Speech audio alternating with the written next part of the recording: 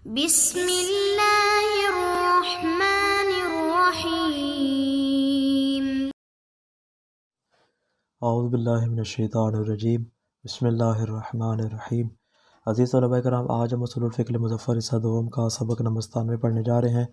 اور آج انشاءاللہ ہم بیان کریں گے ایک نئی بات کو جو کہ اسی بات سے مربوط ہے، چونکہ مصنف نے ابتدا میں کہا تھا کہ ہم کچھ مطالب کو بیان کریں گے اصل بات سے پہلے، تاکہ آپ کے اذہان میں یہ بات محفوظ ہو جائے کہ ہم کس چیز کے حوالے سے گفتگو کر رہے ہیں۔ کلی طور پر ہم نے اب تک تقریباً 5 طرح کے مطالب کو بیان کیے، اور آج ہم چھٹا مطلب بیان کرنے جائیں جو کہ اس بات کے بارے میں ہے کہ باب تعارض اور باب اجتماع میں کون سا فرق پایا جاتا ہے۔ بعض موارد ایسے ہیں کہ جہاں پر تعارض، تزاحم اور اجتماع میں اشتباہ ہو جاتے ہیں، یعنی آپ کو معلوم نہیں ہوتا کہ ہم اس کو باب تعارض سے قرار دیں یا باب تزاحم سے قرار دیں یا باب اجتماع سے قرار دیں۔ فرماتے ہیں اب ان کو ہم الگ الگ بیان کریں گے۔ اشتباہ ہوتا ہے تو کیوں ہوتا ہے؟ فرماتے ہیں جہاں تک تعلق ہے باب تعارض کا، تو اس میں اس اشتباہ کے اور اشکال کی وجہ یہ ہے کہ دو دلیلوں میں تعارض کی مختلف صورتیں ہوتی ہیں۔ جب دو دلیلیں آپس میں متعارض ہو جائیں تو ان میں مختلف صورتیں ہمارے سامنے آتی ہیں، یا تو ان میں تباین کلی ہوتا ہے، جیسے اکرم العلماء پہلی دلیل کہے اور دوسری دلیل کہے لا تکرم العلماء۔ اب دیکھیں ان میں تباین کلی، ایک کہتی ہے علماء کا اکرام کرو، اور دوسری بالکل اس کا برعکس تباین کلی کی صورت میں کہتی ہے کہ علماء کا اکرام نہ کرو۔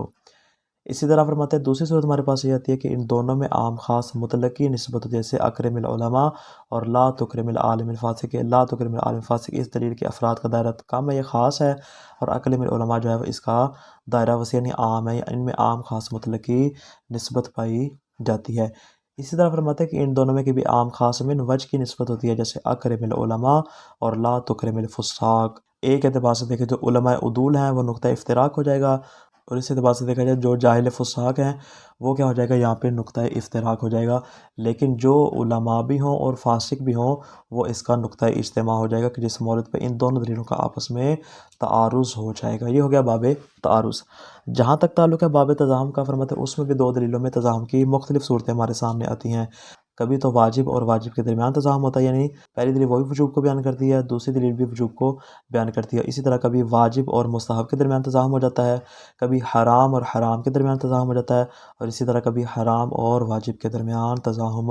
ہو جاتا ہے۔ جب واجب اور حرام میں تزاحم ہو تو فرماتے ہیں اس کے موارد میں سے، یعنی جو ہم نے چوتھا مورد بیان کیا، فرماتے ہیں واجب اور حرام میں تزاحم ہو جائے تو اس کے جملہ موارد میں سے ایک مورد یہ ہے کہ جب واجب اور حرام کے درمیان عام خاص من وجہ کی نسبت پائی جائے، جیسا کہ غصبی گھر میں نماز پڑھنا۔ اب نماز پڑھنا واجب ہے، غصبی گھر جو جگہ کا غصبی ہونا ہے وہ کیا حرام ہے۔ اب ان میں کیا عام خاص من وجہ کی نسبت پائی جاتی ہے کہ اگر تو فقط جگہ غصبی ہو نماز نہ ہو وہ نقطہ افتراق ہو جائے گا، اسی طرح اگر نماز ہو لیکن غصبی جگہ پہ نہ ہو وہ نقطہ افتراق ہو جائے گا۔ لیکن نقطہ اجتماع کیا ہوگا کہ گھر بھی غصبی ہو اور اس میں آپ نماز ادا کر رہے ہوں۔ فرماتے ہیں اس صورت میں کہ جب وہاں پہ مندوحہ کی قید نہ ہو، جیسا کہ ہم نے ابتدا میں بیان کیا کہ اگر تو وہ مندوحہ کی قید ہوگی تو ہم اس کو باب اجتماع میں سے قرار دیں گے، لیکن فرماتے ہیں جب مندوحہ کی قید نہیں ہوگی تو ہم اس کو باب تزاحم میں سے قرار دیں گے۔ یہ ہو گئے تزاحم کے موارد۔ آگے فرماتے ہیں کہ اجتماع امر و نہی کا ہمارے پاس صرف ایک ہی مورد ہے، اور کیا ہے کہ ایک مقام پہ مندوحہ کے ساتھ امر و نہی کا اجتماع ہو جائے کہ ان میں عام خاص من وجہ کی نسبت ہو، جس کو ہم ابتدا میں اپنے دیگر مقدمات میں اس بات کو بیان کر چکے ہیں۔ فرماتے اب ہم نے آپ کے سامنے تینوں مقامات رکھ دیے، تعارض کے بھی رکھ دیے، تزاحم کے بھی رکھ دیے، اور ہم نے آپ کے سامنے اجتماع امر و نہی کا باب بھی رکھ دیا۔ آپ نے ملاحظہ کیا ہوگا کہ جہاں پر بھی عام خاص من وجہ کی نسبت ہے وہ تینوں موارد میں ہے، یعنی وہاں پر تعارض بھی ہو سکتا ہے، تزاحم بھی ہو سکتا ہے، اجتماع بھی ہو سکتا ہے۔ ان تینوں موارد جو ہیں وہ اس میں برابر کے شریک عام خاص من وجہ کی نسبت کے اعتبار سے سوال یہ ہے کہ اس مورد پر ان تینوں میں سے کس کے احکام جاری ہوں گے؟ آیا تعارض کے جاری ہوں گے، تزاحم کے جاری ہوں گے، یا اجتماع کے جاری ہوں گے؟ فرماتے اس سوال کا جواب بیان کرنے سے پہلے مصنف بطور مقدمہ 3 یا 4 طرح کے نکات کو بیان کرتے ہیں۔ پہلا نقطہ یہ ہے کہ اس سے قبل ہم عام خاص کی بحث میں اس بات کو بیان کر چکے ہیں کہ عام کی ہمارے پاس 3 قسمیں ہیں، ایک ہے عام استغراقی، دوسرا ہے عام بدلی، اور تیسرا ہے عام مجموعی۔ البتہ ہماری یہاں جو مراد ہے وہ عام استغراقی اور عام بدلی ہے، عام مجموعی کی ہم یہاں پہ بات نہیں کر رہے۔ عام استغراقی سے مراد کیا ہے؟ جیسا کہ ہم نے وہاں بھی تعریف بیان کی تھی کہ جہاں پہ حکم ہر فرد کے لیے جداگانہ ہو، یعنی اکیلے اکیلے ہم کہتے ہیں اکرم کل عالم، ہر عالم کا اکرام کرو، یعنی ظاہراً تو ایک حکم ہے لیکن حقیقت میں ہر فرد کے لیے جداگانہ حکم ہوگا، جو یعنی جس پر بھی عالم ہونے کا عنوان صادق آئے گا اس کا اکرام آپ کے اوپر کیا ہوگا، واجب ہوگا۔ لیکن عام بدلی میں کیا ہوتا ہے، جیسے کہ اس کے نام ظاہر ہے مطلب اس میں حکم کسی ایک فرد کے لیے ہوتا ہے، یعنی سارے کے سارے بطور عمومی ہوتا ہے، بطور مطلق ہوتا ہے، لیکن فرماتے ہیں کسی ایک فرد کے لیے بطور غیر معین کے ہوتا ہے کہ تم نے کسی بھی ایک کے اوپر عمل کرنا ہے، چاہے وہ کوئی بھی فرد ہو، پہلا بھی ہو سکتا ہے ہزارواں بھی ہو سکتا ہے، اس کو عام بدلی کا نام دیتے ہیں۔ مطلب دوسرا نقطہ اس بارے میں ہے کہ مقام جعل و تشریح میں کبھی دو دلیلیں ایک دوسرے کی تکذیب کرتی ہیں، یعنی جہاں پہ دونوں ایک دوسرے کی تکذیب کرے، پہلی دلیل دوسری دلیل کو جھوٹا قرار دے اور دوسری دلیل پہلی دلیل کو جھوٹا قرار دے، فرماتے ہیں اس کو ہم تعارض کا نام دیں گے۔ اور کبھی دونوں میں تکذیب نہیں ہوتی، یعنی کیا مطلب دونوں ایک دوسرے کو جھٹلاتے نہیں ہیں بلکہ ہر ایک کی اپنی اپنی مصلحت یا اپنا اپنا مفسدہ موجود ہوتا ہے، یعنی شارع نے اس کو جداگانہ طور پہ آپ کے لیے بیان کر دیا، اس نے امر کو آپ کے لیے جداگانہ بیان کیا، اس نے نہیں کو آپ کے لیے جداگانہ بیان کیا، لیکن مقام امتثال میں دونوں آپس میں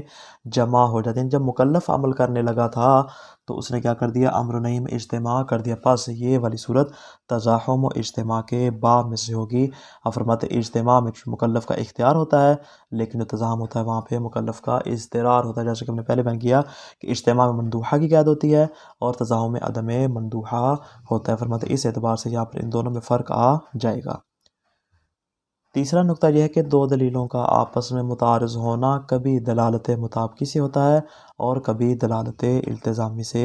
ہوتا ہے۔ البتہ فرماتے ہیں کہ دلالت مطابقی کے اعتبار سے دیکھیں تو ان میں چونکہ جو تعارض ہوتا ہے وہ تعارض عارضی ہوتا ہے، لیکن دلالت التزامی کے اعتبار سے جو تعارض ہوتا ہے وہ تعارض ذاتی ہوتا ہے، یعنی اس میں قابل جمع نہیں ہو سکتا۔ فرماتے امر و نہی کے مورد میں عام خاص میں وجہ کی نسبت اس صورت میں صحیح ہے جب حکم افراد پر ہو اور نہ کہ عنوان پر، یعنی خود عنوان کے اوپر حکم نہ ہے بلکہ حکم عنوان سے سرایت کر کے معنون پر آ جائے، یعنی ہمیں اس بات کا قائل ہونا پڑے گا کہ حکم جو ہے وہ عنوان سے سرایت ہو کر معنون پر آتا ہے۔ فرماتے پاس حکم کی دو صورتوں میں سے مولا ایک صورت کا لحاظ کرے گا،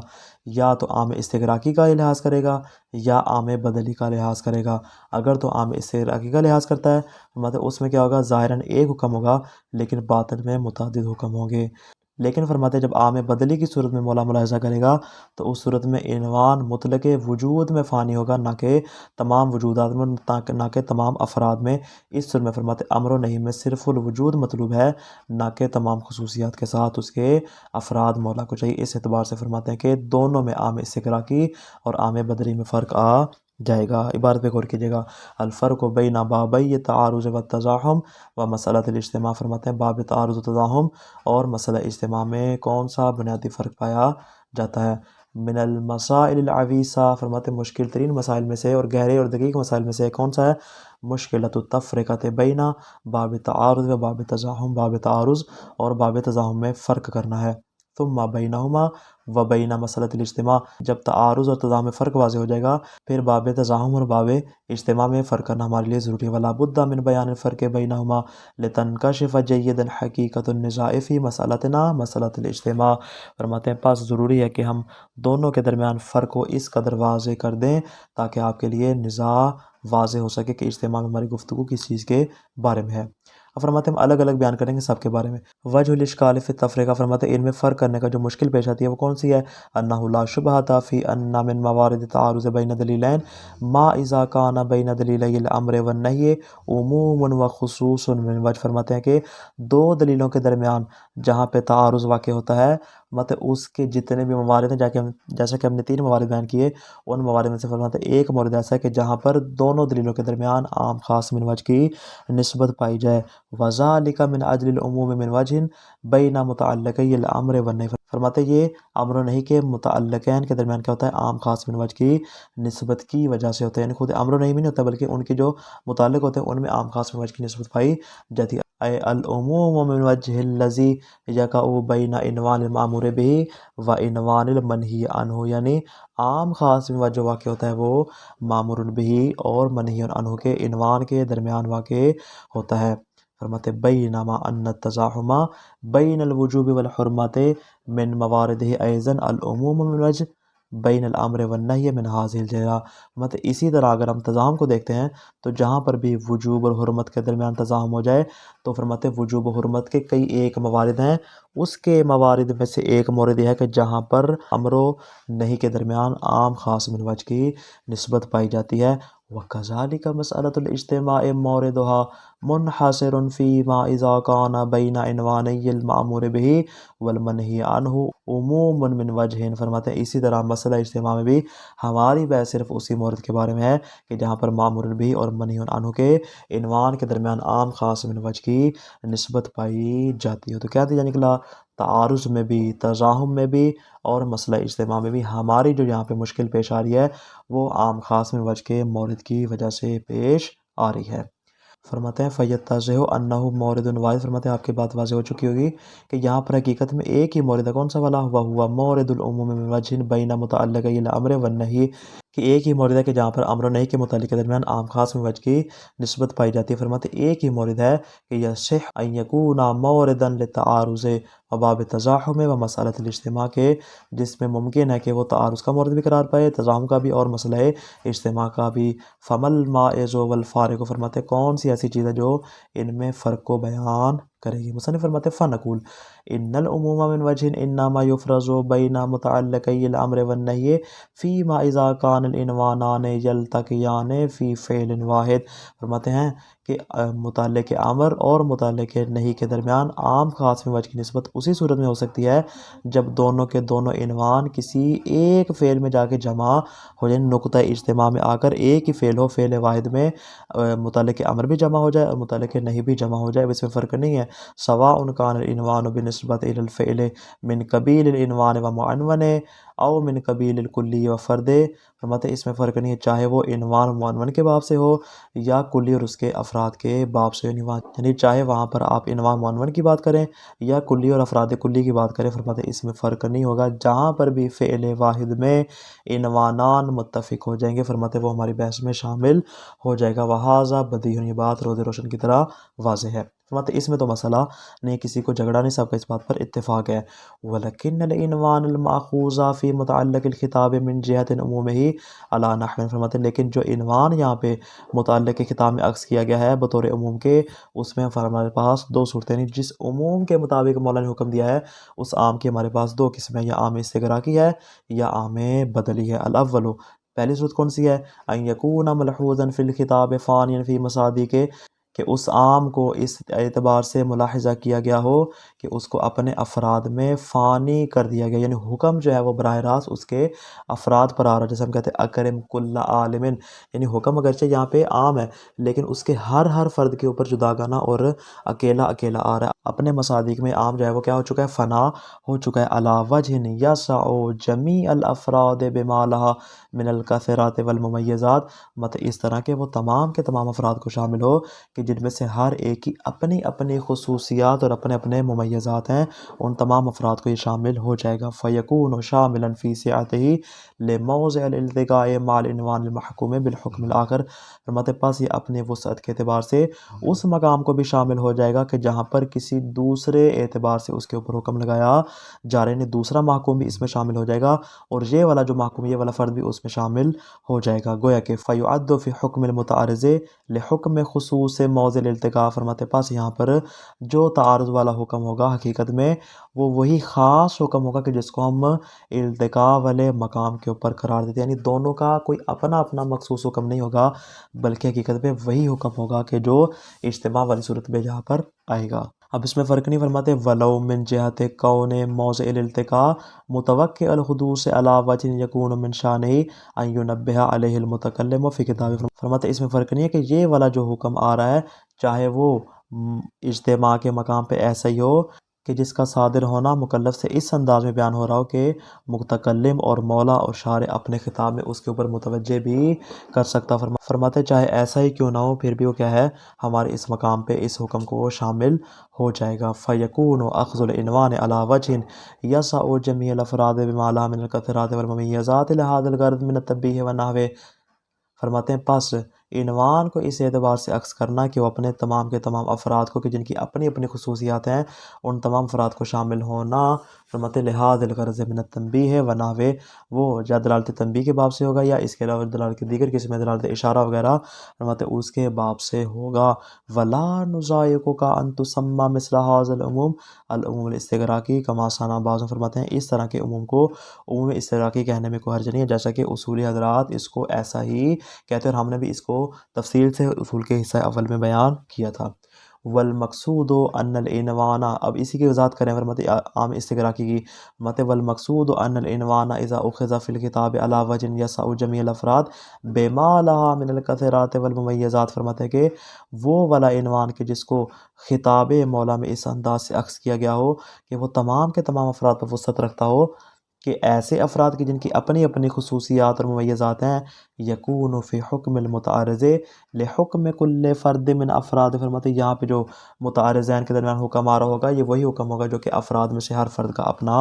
حکم ہوتا ہے، یعنی ایک فرد کہے گا میرا حکم لاگو ہوگا اور وہ دوسرے کی نفی کرے گا، اور جو دوسرا حکم ہوگا وہ کہے گا میرا حکم جاری ہوگا، وہ پہلے فرد کی نفی کرے گا۔ فیکون نافیا بالدلالۃ الالتزامیۃ لکل حکم مناف لحکم، فرماتے پس یہ دلالت التزامی کے اعتبار سے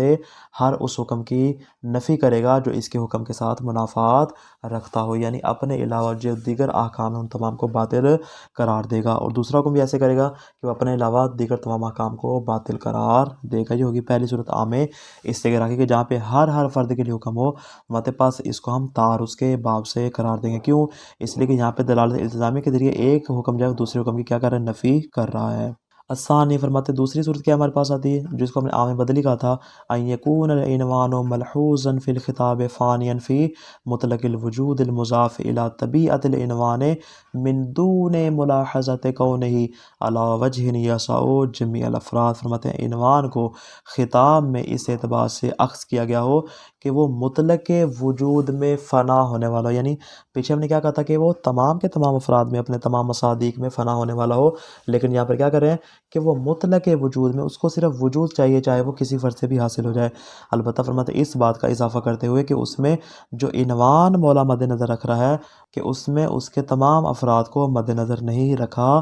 جا رہا ہوتا۔ اے لم تلحظ فیہ الکثرات والممیزات فی مقام الامر بوجود الطبیعہ ولا فی مقام النہی عن وجود طبیعت الاخری، یعنی امر کے اعتبار سے دیکھیں تو فرماتے ہیں کہ وجود طبیعت کے علاوہ اس کی جو کثرات ممیزات ہیں اور اس کی خصوصیات ہیں اس کو مد نظر میں نہیں رکھا جاتا۔ اسی طرح مقام نہی میں فرماتے وجود طبیعت کے علاوہ اور کسی چیز کو یہاں پر مد نظر نہیں رکھا جاتا۔ فیکون المطلوب فی الامر والمنہی عنہ فی النہی صرف وجود الطبیعہ، فرماتے پاس یہاں پہ امر میں بھی اور منہی عنہ میں بھی جو مطلوب ہوگا وہ کیا ہوگا؟ وہ صرف وجود طبیعت ہوگا، یعنی امر میں مولا کا مقصد کیا ہوگا کہ اسے صرف وجود طبیعت چاہیے، اور نہیں میں بھی کیا ہوگا کہ اس کو صرف وجود طبیعت چاہیے۔ فرق کیا ہوگا؟ فرق اس اعتبار سے ہوگا کہ امر میں فرد واحد سے ہو جائے گا، لیکن نہیں میں تمام کے تمام افراد کو ترک کرنا ضروری ہوگا صرف وجود کے لیے۔ وَلَتُسَمَّى مِثْلَ هَذَا الْعُمُومِ الْعُمُومُ الْبَدَلِي كَمَا صَنَعَ بعض، فرماتے اس طرح کے عموم کو عام بدلی کا نام دیتے، جیسے کہ اس بات کو ہم پہلے بھی بیان کر چکے ہیں۔ تو خلاصہ کیا ہوا آج کے درس کا؟ عام و خاص من وجہ ایسا مورد ہے کہ جس میں تینوں باب یعنی تعارض، اجتماع اور تضامن برابر کے شریک ہیں۔ سوال یہ کہ اس مورد کا کیسے فرق کیا جائے کہ تاکہ صرف اسی باب کے مطابق اس کا حکم لگایا جائے۔ مصنف اصل مطلب کو بیان کرنے سے پہلے تین طرح کے مقدمات بیان کرتے ہیں کہ حکم ہمیشہ عنوان کے افراد پر ہوتا ہے نہ کہ خود عنوان پر، پس عنوان یہاں پہ آئینہ بنتا ہے۔ اس حکم کے اعتبار سے شارع دو صورتوں میں سے کسی ایک صورت کے مطابق حکم کر سکتا ہے۔ پہلی صورت یہ کہ حکم بطور استغراقی ہو، یعنی تمام کے تمام افراد کو شامل ہو، پاس یہاں پہ ایک فرد دوسرے فرد کی نفی کرے گا، تعارض ہو جائے گا۔ السلام علیکم ورحمۃ اللہ وبرکاتہ۔